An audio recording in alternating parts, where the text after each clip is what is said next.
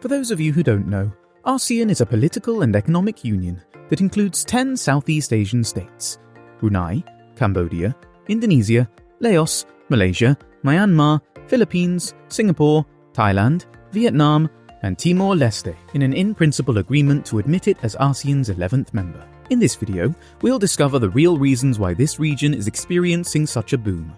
So, stay tuned as we uncover the secrets behind ASEAN's success.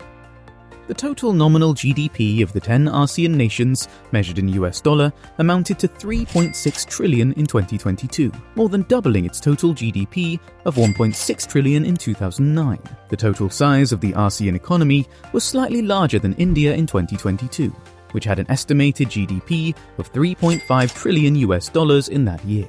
The near-term outlook is for continued strong growth in the ASEAN region in 2024, helped by resilient domestic demand and some improvement in exports of goods and services.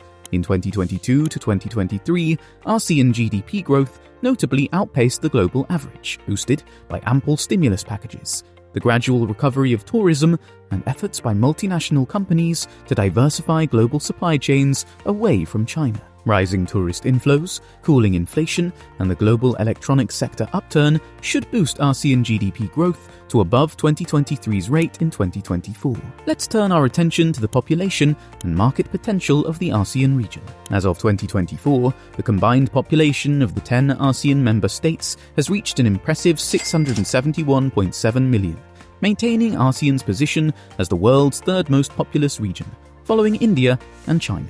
This figure also indicates a 1.2 annual increase, exceeding the 0.8% growth observed in the preceding year. This vast population translates into a massive consumer market, offering immense opportunities for businesses and investors. The ASEAN region is not just a union of countries, but a vibrant community with deep connections across people, business, education, tourism, and more. These ties extend to shared visions for an open, stable, and prosperous region. Indonesia, a founding member of ASEAN, is its biggest contributor in terms of gross domestic product and is also one of the member states with a positive trade balance. About a third of all people in ASEAN live in Indonesia, and it is also one of the most populous countries worldwide. As of 2024, the economic outlook for the ASEAN region remains positive. This is supported by the continued expansion of domestic demand in a number of large Southeast Asian economies. Foreign direct investment inflows are also expected to remain strong, as multinationals continue to diversify their manufacturing supply chains towards Southeast Asian industrialized nations. The ASEAN region offers investors good pockets of growth and quality opportunities, as well as earnings resilience and protection amid some of the prevailing global macro headwinds. The region's domestic policy conditions are more accommodative, as inflation risks are lower. We see valuations in 2024 remaining attractive and expect improving economic prospects to support corporate earnings growth in ASEAN. Indonesia, for instance, has seen robust growth in private consumption and fixed investment. During 2023, foreign direct investment inflows remained strong, buoyed by large investment inflows into the base metals sector, notably new nickel smelter projects, as well as into downstream projects for manufacturing of electric vehicle batteries, for which nickel is an important input. In terms of infrastructure, it has been a key driver of ASEAN's economic growth, and the region has made significant strides in this area. In 2024, the Asia Infrastructure Forum centered on the urgent need to transform the approach to sustainable infrastructure development in Asia. The AIF discussed infrastructure development and financing opportunities, as well as galvanized collaboration to scale up and deliver the next generation of sustainable infrastructure in Asia. The Canada Fund for Local Initiatives, ASEAN 2024, is a program designed to support small-scale, high-impact projects in developing countries, which align with Global Affairs Canada's thematic priority areas for engagement. The average CFLI contribution is 40,000 Canadian dollars. As we move further into the 21st century, technology continues to play an increasingly significant role in driving economic growth and societal progress.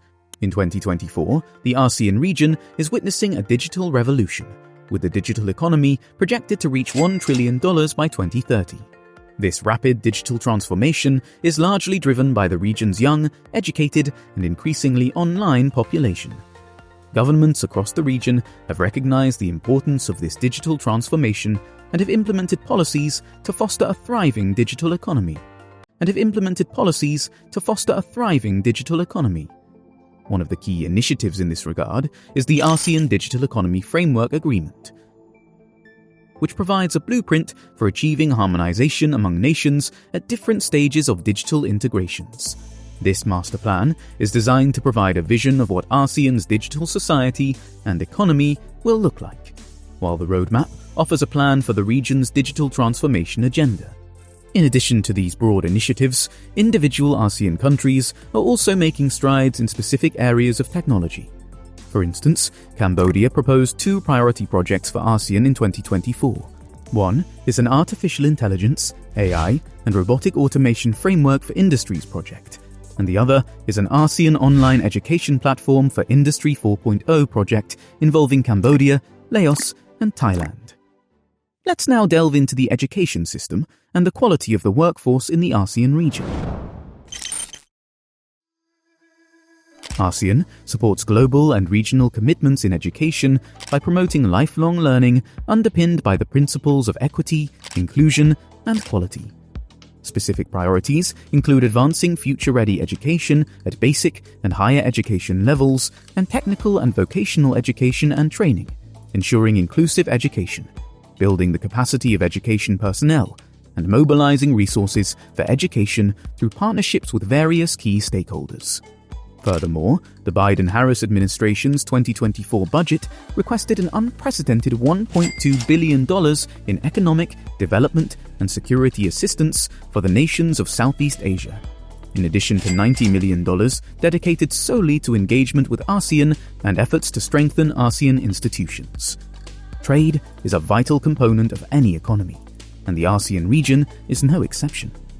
A gradual upturn in merchandise exports is expected during 2024, after a significant downturn in exports of goods in many Asian industrial nations during 2023 due to weakness in key consumer markets in Western Europe and mainland China. Participants in the 30th ASEAN Economic Ministers Retreat in northern Laos, Luang Prabang Province, have pledged to strengthen cooperation and connectivity to bolster trade and the overall economy of the ASEAN Economic Community. Representatives from the member states of ASEAN discussed priority economic deliverables for this year and exchanged views on the regional and global economic outlook. At the meeting, the ASEAN Economic Ministers also discussed some of the key initiatives under the ASEAN Economic Community, such as the negotiations on the ASEAN Trade in Goods Agreement and the negotiations for the ASEAN Digital Economy Framework Agreement. The ministers emphasized the need for the upgraded ATIGA to facilitate and promote sustainable development and reaffirmed their commitment to the conclusion of most of the chapters in the ATIGA upgrade negotiations within this year. Let's now delve into a case study that exemplifies the success story of the ASEAN region. One of the most compelling examples of this success is the internationalization of ASEAN's micro, small, and medium enterprises, MSMEs. Despite regional integration and dominance in numbers, MSMEs tend to be less active in establishing a presence in other ASEAN member states in comparison to larger companies. The uncertainties, risks associated with direct investment, lack of adequate overseas market information, difficulties in access to finance, and lack of an internationalization agenda are some of the reasons holding back MSMEs' regional expansion. In response to this, the ASEAN Strategic Action Plan for SME Development 2016 to 2025 recognizes the importance of supporting MSMEs' internationalization through the establishment of a larger pool of innovative, resilient, and competitive MSMEs that are ready for the global market. This initiative has led to the creation of numerous success stories, with MSMEs across the region expanding their operations and reaching new markets. These success stories serve as a testament to the resilience and adaptability of ASEAN's MSMEs, and they highlight the potential for further growth and development in the region. Let's now delve into the future projections for the ASEAN region.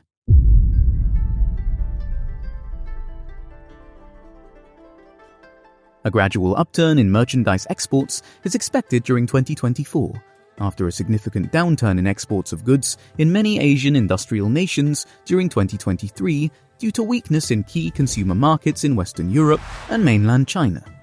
ASEAN GDP growth is expected to outpace the global average in 2024, boosted by rising tourist inflows, cooling inflation, and the global electronics sector upturn.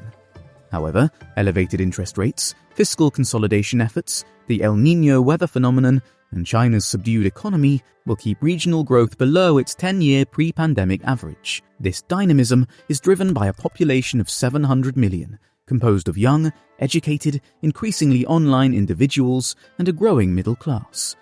For many people in the region, especially its youth, integrating digital technologies into their everyday lives has changed how they consume information, buy goods and services, use financial services, and interact with government.